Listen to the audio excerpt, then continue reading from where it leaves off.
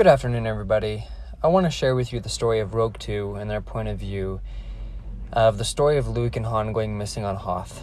So without further ado, let's jump right into it. Zev Senesca hated the cold, and even worse, he hated the maker-forsaken planet they were on. Hoth to him was a giant frozen rock just floating in space. He couldn't imagine a place more uninviting than this one. Maybe this was the point, though. This was the last place that the rebellion could hide.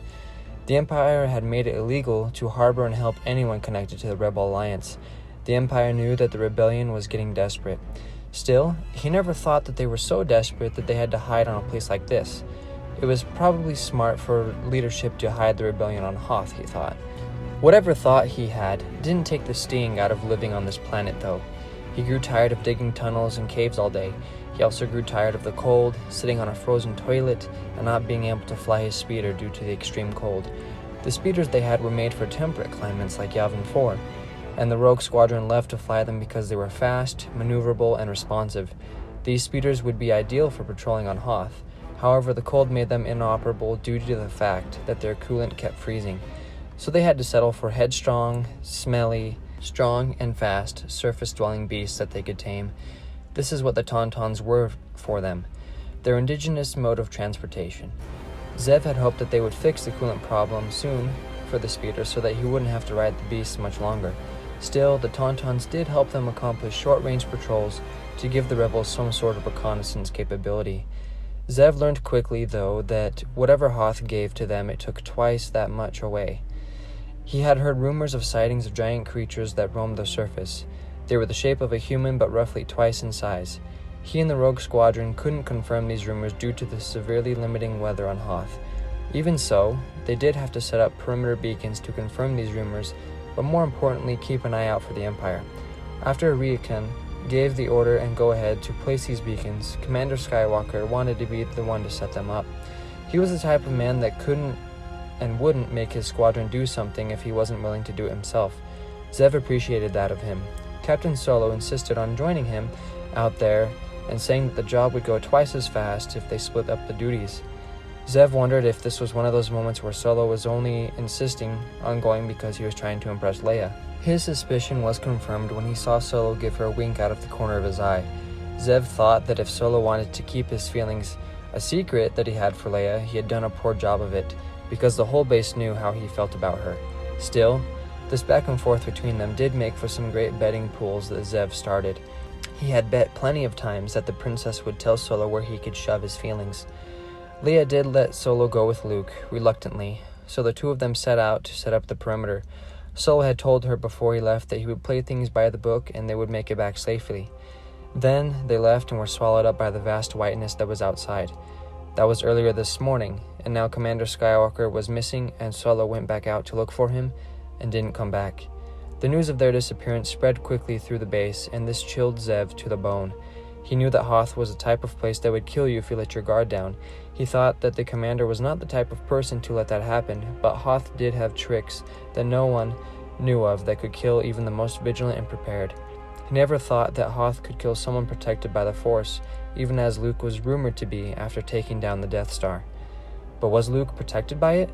He was old enough to remember what the Jedi were like, and he wasn't going to rule out the possibility, but he still thought that Luke was just an amazing pilot. He was more than an amazing pilot, however, he was an amazing human. And after what he did on Yavin 4, Leia granted him the title of Commander. Skywalker had made the decision to honor the heroes of the rebellion that had come before them and name his squadron after Rogue One.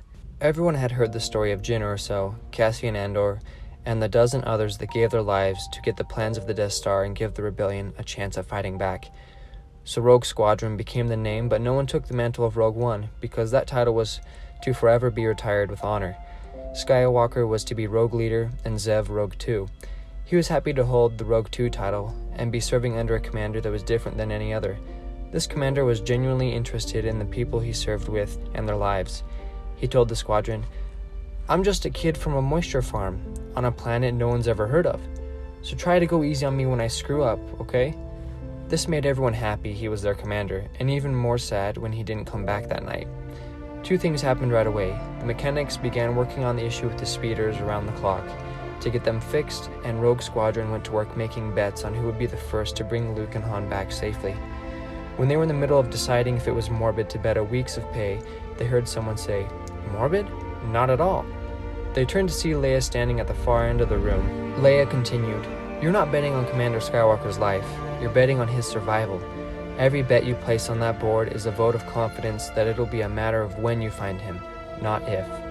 It's an expression of hope. Rebellions are built on hope.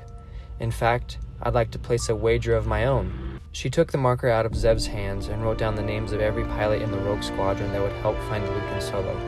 When she was finished, she left hers at the bottom. "I'm betting on every pilot here. That's what General Riakan and I and the other Alliance leaders do every day. We bet on each and every one of you to keep us all alive, keep us fighting.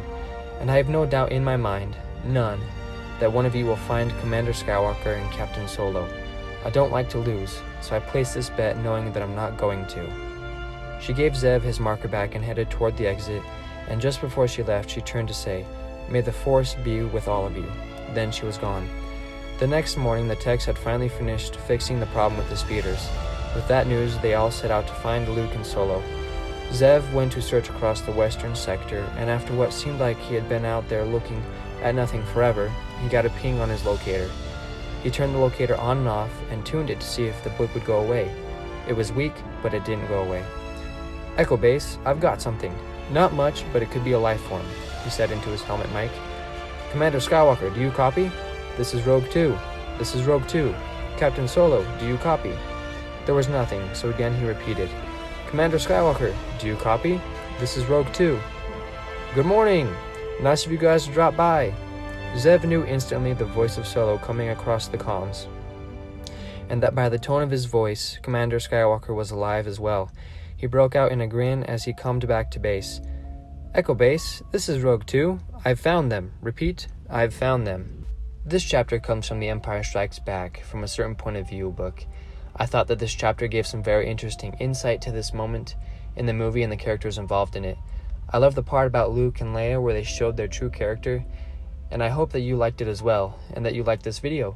If you did, leave a comment, like, subscribe, leave a comment as well down below telling me what you think of this chapter. As always, I hope that you all have a great day, and remember, may the Force be with you.